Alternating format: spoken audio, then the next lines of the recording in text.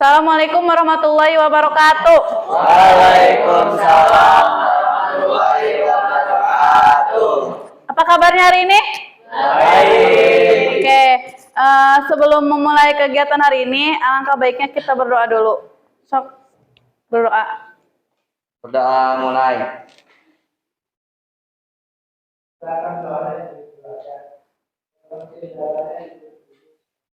Berdoa selesai, beri salam. Assalamualaikum warahmatullahi wabarakatuh. Waalaikumsalam warahmatullahi wabarakatuh.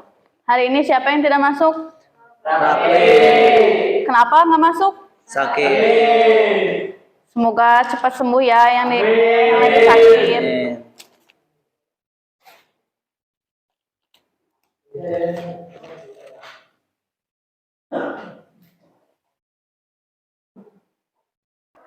Oke, pada hari ini Ibu akan membahas materi tentang komponen biotik dan abiotik. Ada yang tahu komponen biotik dan abiotik itu apa? Hewan. Hah? Hewan itu termasuk komponen apa? Biotik. Biotik. Oke. Kalau komponen abiotiknya ada yang tahu? Tumbuhan. Air. Cahaya. Oke. Hari ini kita bahas ya. Ada yang tahu tapi nggak full, hanya beberapa. Oke. Nah, komponen biotik itu adalah komponen dalam ekosistem yang mengacu pada makhluk hidup yang ada di bumi. Yaitu tadi yang disebutkan sama Rifki, sama Ardi ya, kayak tumbuhan, hewan, sama manusia. Nah di sini komponen biotik itu ada dua, ada berdasarkan peranannya dan ada berdasarkan tingkatannya, tingkatan organisasinya. Nah, yang berdasarkan tingkatan organisasinya itu ada 5, yaitu yang pertama berdasarkan individu, kedua populasi, ketiga komunitas, keempat ekosistem, dan kelima biosfer. Nah, ada yang tahu arti individu apa? Masing-masing. Oke, betul. Nah, di sini pun sama pengertiannya, yaitu sebuah terkecil dari organisme. Yaitu terkecil itu berarti masing-masing atau sendiri. Nah, yang kedua itu ada populasi. Ada yang tahu arti populasi? Kumpulan individu. Oke. Nah, maksudnya itu jadi kayak nggak sendiri, kayak misalkan kan kalau di hewan itu kayak kelompok monyet sama kelompok monyetnya lagi kan. Nggak mungkin kan sama harimau atau sama kancil. Nah, kayak gitu yang dimaksud dengan populasi, yaitu kumpulan individu yang hidup bersama dalam waktu dan tempat yang sama. Yang ketiga itu ada komunitas. Nah, kayak kalian nih laki-laki suka ada kan komunitas motor ya kan? Ya. Nah, itu komunitas kayak ngegitar atau kayak anak band, ada kan? Ada. Nah, di sini yang dimaksud dengan komunitas itu yaitu semua populasi yang hidup bersama di lingkungan dengan geografis dan waktu yang sama. Hampir sama kayak populasi, cuman komunitas itu berbagai macam orangnya, tapi dia dengan tujuan yang sama. Nah, terus yang keempat itu ada ekosistem. Nah, tahu nggak ekosistem itu apa pengertiannya? Ekosistem yaitu hubungan timbal balik antara makhluk hidup dengan lingkungan. Karena kan hidup di lingkungan. Kalau ini pengertiannya yaitu tatanan kesatuan komunitas secara menyeluruh yang saling berinteraksi. Nah, yang dimaksud dengan berinteraksi itu kayak kita manusia, tumbuhan, hewan kan berinteraksi pada lingkungannya. Gitu. Terus ada yang terakhir, biosfer. Nah, ada yang tahu biosfer? Di IPA, di IPS? Permukaan bumi. Lapisan permukaan bumi. Nah, itu yang disebut dengan biosfer. Oke, kan barusan Ibu udah menjelaskan apa itu komponen biotik. Nah, komponen biotik itu kan ada kelompoknya yaitu berdasarkan organisasi dan perannya. Nah, barusan Ibu baru menjelaskan tentang organisasinya. Itu ada 5, apa aja? Yang pertama, Individu. yang kedua, Populasi. yang ketiga, Komunitas. yang keempat, Ekosistem. dan yang kelima. Biosfer. Nah, yang dimaksud dengan individu itu tadi apa? Masing-masing. Masing-masing. Oke. Yang dimaksud dengan populasi? Kumpulan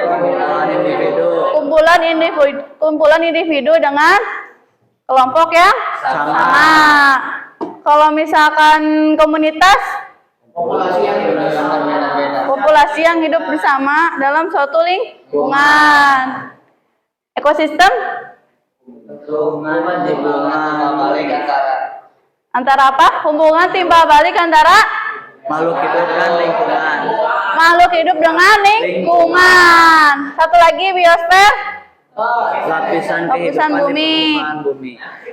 Oke, ini satu lagi ada komponen abiotik. Satu lagi ada berdasarkan peranannya.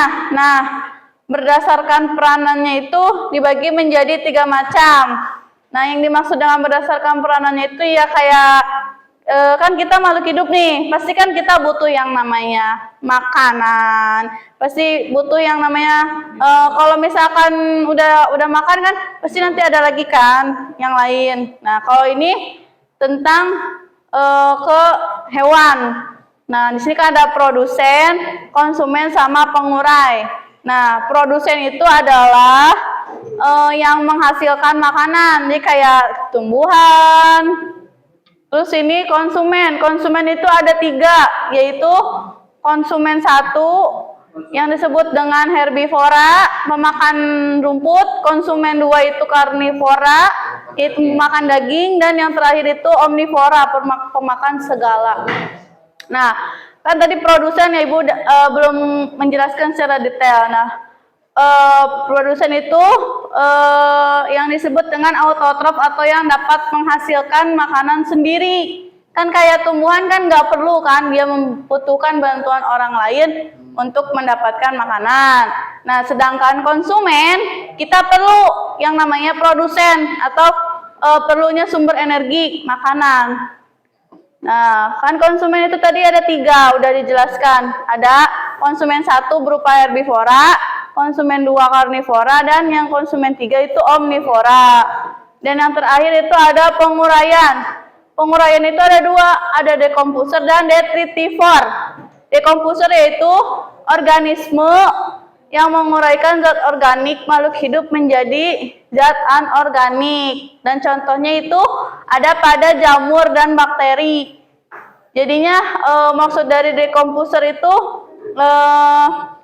kayak kita nih kalau ada lihat hewan kan mati membusuk. Di situ kan membusuknya itu kan pasti nanti ada keluar bau ya. Nah, dari bau itu tuh adanya bakteri sama jamur. Makanya jadi bau yang nggak enak kan, bau busuk. Nah, kalau yang satu lagi itu detritivor. Nah, detritivor adalah organisme yang memakan sisa makhluk hidup yang sudah mati. Contohnya cacing tanah, keluing, sama rayap.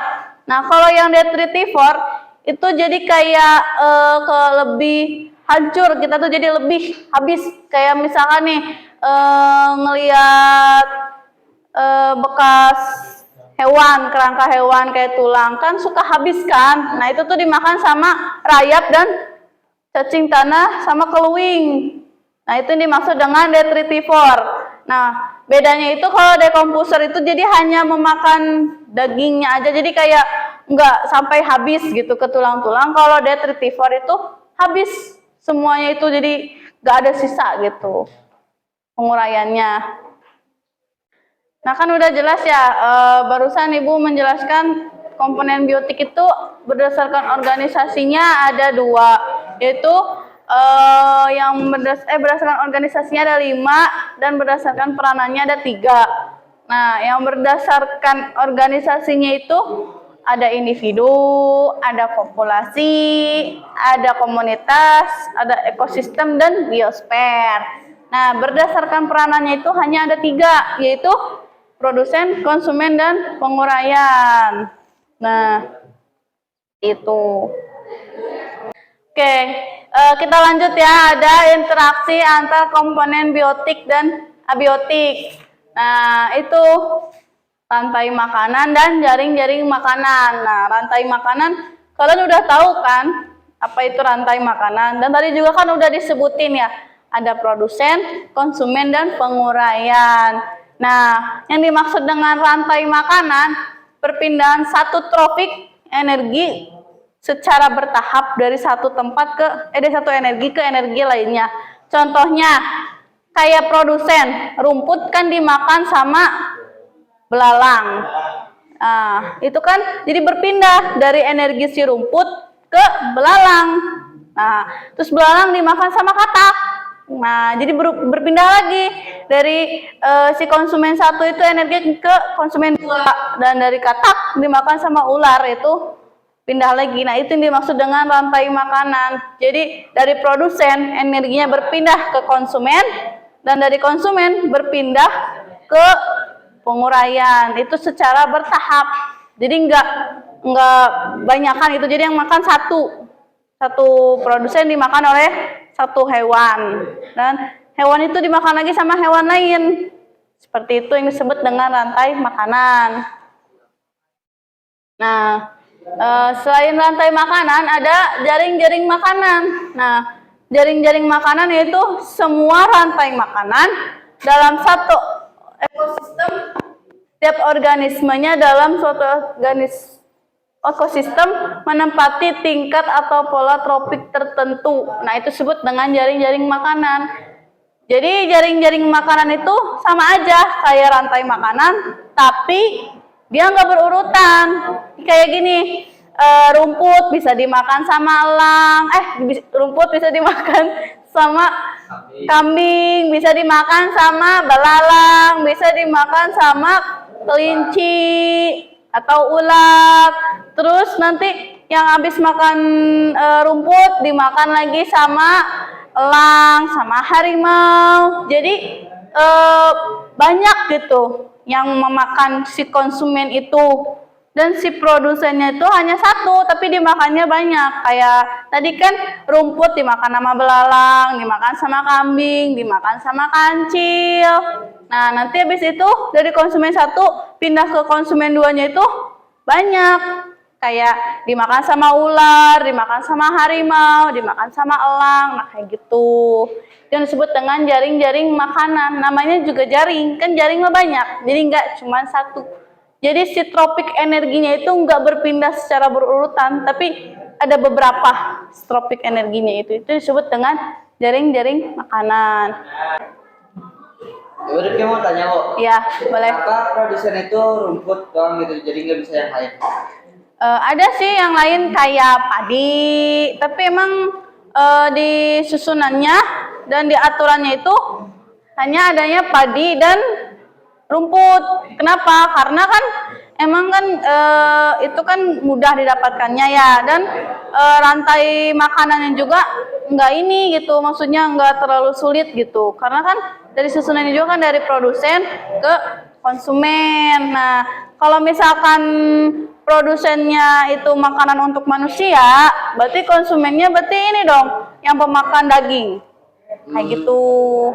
Jadi kalau yang di rantai makanan itu dimulainya itu dari pemakan rumput, herbivora dulu. Oke. Ada lagi? Gue mau nanya, kenapa dalam penguraian rantai makanan ada dua?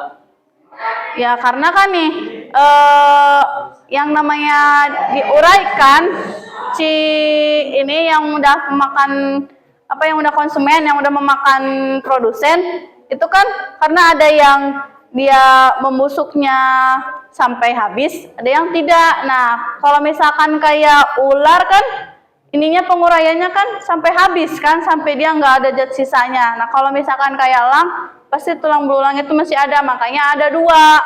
Nah, kalau yang dekomposer itu kan untuk menguraikan zat organik menjadi zat anorganik. Jadi kayak daging nih, kita masih utuh nih, meninggal gitu si hewan itu.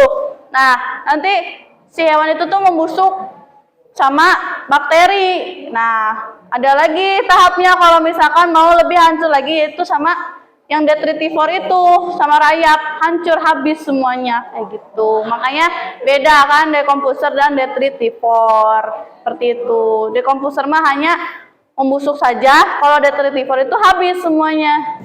Gitu. Oke. Ada lagi yang mau bertanya? Ya. Oke.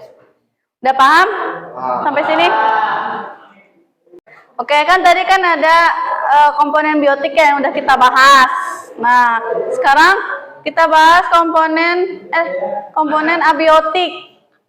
Yaitu contohnya kayak sinar matahari, kayak suhu atau udara, terus air dan air. Ada ini satu lagi itu tanah.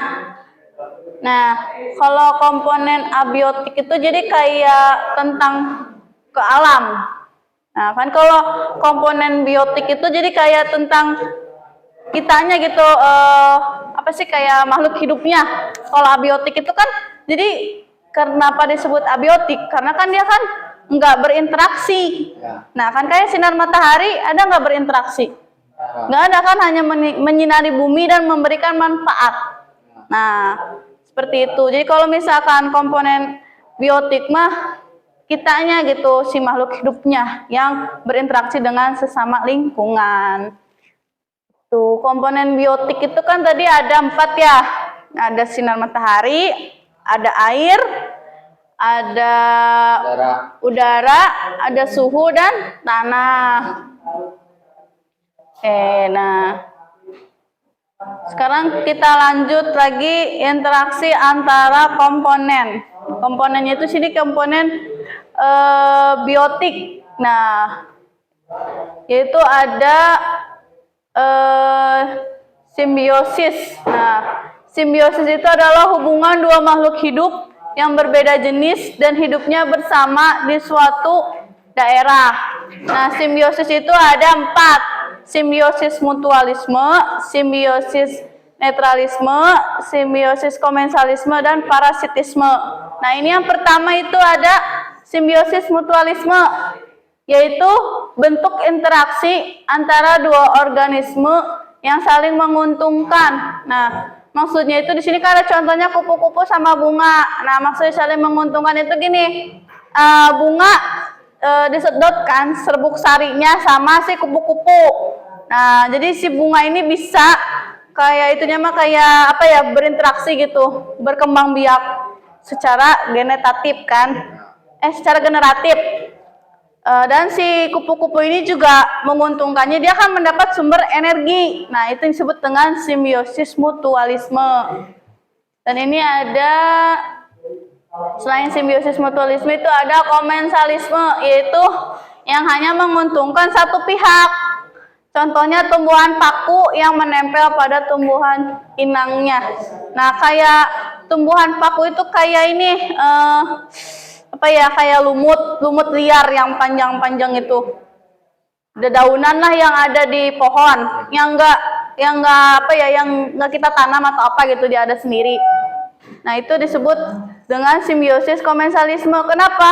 Satu menguntungkan saja dan satu lagi tidak. Nah, seperti ini yang digambar nih, kayak pohon paku, dia berlindung di inang. Nah, si inangnya itu merasa terganggu. Karena apa? Karena dia banyak di sini gitu. Dan kalau kata itunya mah ya, mengganggu lingkungan dia gitu, mengganggu kondisi tubuh dia. Nah, ini disebut dengan simbiosis komensalisme, yang menguntungkan satu pihak saja. Jadi yang menguntungkannya itu tumbuhan paku, dia bisa berlindung. Sedangkan si inangnya nggak menguntungkan, kayak gitu.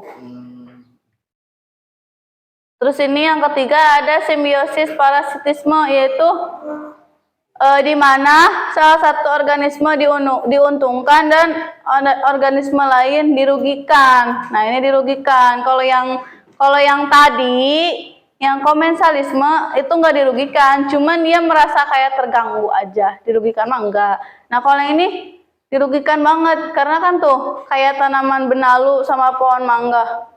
Kan jadi kan kayak apa ya, mengganggu gitu tumbuhnya si pohon itu secara baik gitu, adanya benalu kayak gitu. Jadi kayak kalau kata kita mah di dalam baju itu kayak ada kotoran kayak gitu. Ini sangat mengganggu si ininya mah, si benalunya mah menguntungkan bagi dianya, sedangkan si pohon mangganya merasa dirugikan gitu karena mengganggu dan merusak pohon juga kan.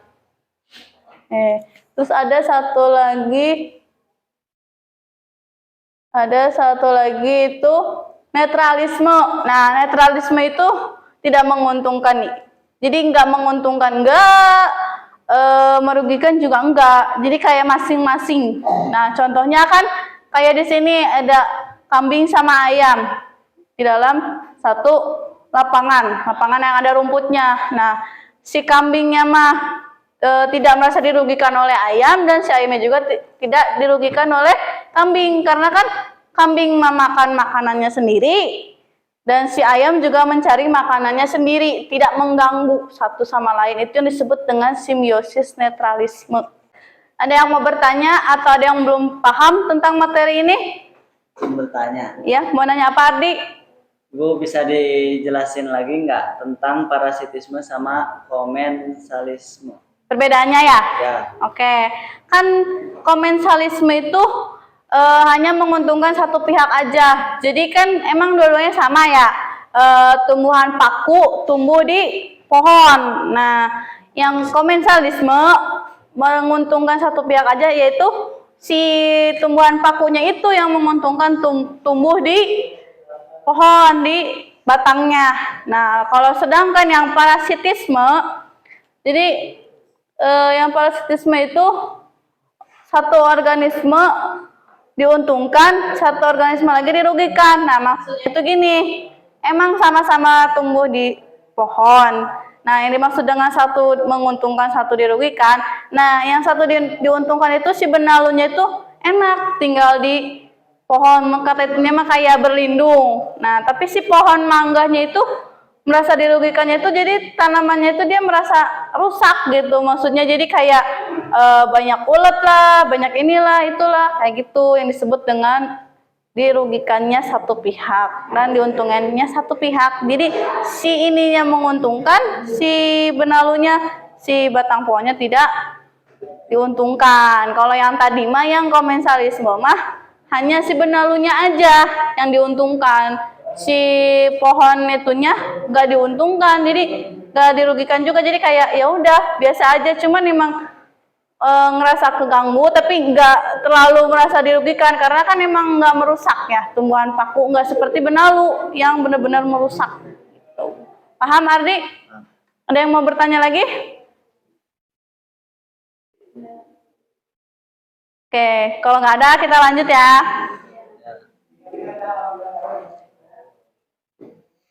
Oke, jika tidak ada yang bertanya, Ibu akan memberikan tugas kelompok sama kalian tentang materi yang tadi Ibu jelaskan.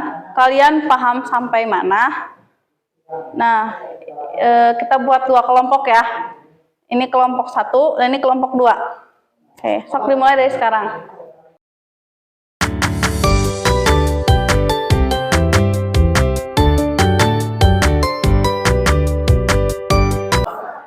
Udah selesai? Sudah. Oke, kalau udah selesai, sok mulai bahas. Dimulai dari kelompok 1. Assalamualaikum warahmatullahi wabarakatuh. Waalaikumsalam warahmatullahi wabarakatuh. Berdirinya saya di sini ingin menyampaikan hasil diskusi dari kelompok saya. Yang pertama yaitu pertanyaannya yang tadi ini, mana yang termasuk ke dalam produsen eutrop konsumen?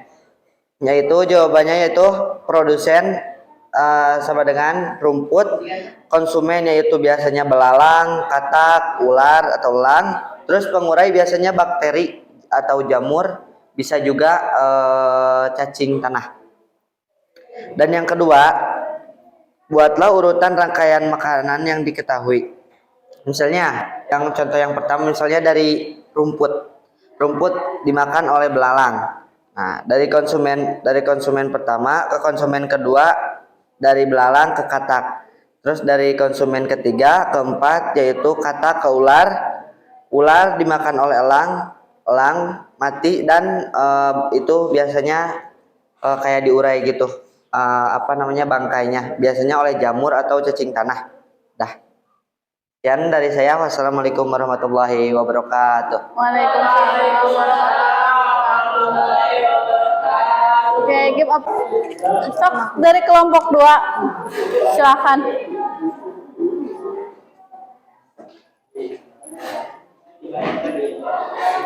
Assalamualaikum warahmatullahi wabarakatuh. Waalaikumsalam warahmatullahi wabarakatuh. Perkenalkan, nama saya Siti Olipah. Saya perwakilan dari kelompok 2 akan menjawab pertanyaan yang dikasih sama Bu Sika. Pertanyaannya, tentukanlah peran masing-masing organisme piramida komponen biotik yang terdapat pada gambar nomor 1. Jawabannya, produsen, seperti tumbuhan hijau, berperan sebagai penghasil makanan melalui fotosintesis. Yang kedua, konsumen, seperti herbivora, karnivora, dan omnivora memakan organisme lain. Decomposer, seperti bakteri dan jamur merombak sisa-sisa organisme mati menjadi bahan organik yang dapat digunakan kembali oleh produsen. Detritivore, seperti cacing tanah, memakan sisa-sisa organik. Yang nomor 4, pertanyaannya, gambarkan jaring-jaring makanan beserta komponennya. Rumput bisa dimakan oleh tikus, belalang, rusa, kelinci, kancil. Tikus bisa dimakan oleh ular, belalang bisa dimakan oleh katak, katak bisa dimakan oleh ular, rusa bisa dimakan oleh harimau, harimau bisa dimakan oleh buaya, kelinci bisa dimakan oleh harimau, dan kancil bisa dimakan oleh harimau. Cukup sekian dari saya. Wassalamualaikum warahmatullahi wabarakatuh. Waalaikumsalam warahmatullahi wabarakatuh. Ayo sok tepuk tangan. Oke, bagaimana dengan pembelajaran hari ini? Paham? Paham. Oke. Nah kan tadi kan sudah dibahas ya komponen abiotik dan biotiknya. Dan kalian juga sudah menjelaskan ulang. Berarti kalian sedikit ada yang paham dan ada yang tidak ya tentang komponen biotik dan abiotik. Nah, untuk materi hari ini cukupkan sampai di sini. Ada kesulitan nggak tadi mengerjakan kelompoknya? Tidak ada. Tidak, oke. Udah bagus sih untuk hari ini dari hari-hari sebelumnya ya. Terima kasih untuk waktunya. Jangan lupa jaga kesehatan untuk yang sakit, semoga cepat sembuh. Amin. Jangan telat makan ya, dan jangan banyak bergadang juga. Ibu cukupkan sampai di sini. Wabillahi taufiq wal hidayah. Assalamualaikum warahmatullahi wabarakatuh. Waalaikumsalam warahmatullahi wabarakatuh.